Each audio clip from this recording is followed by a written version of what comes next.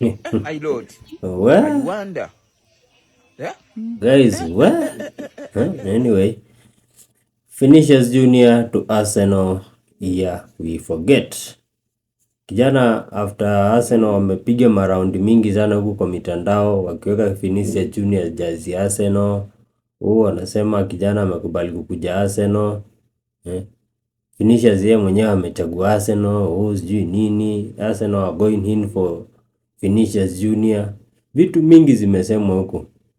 And as at now, kumbe Vinicius Junior alikuwa anatumia Arsenal all along.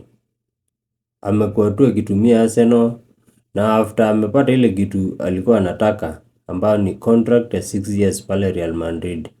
Sasa hii ameacha Arsenal kwa mataa.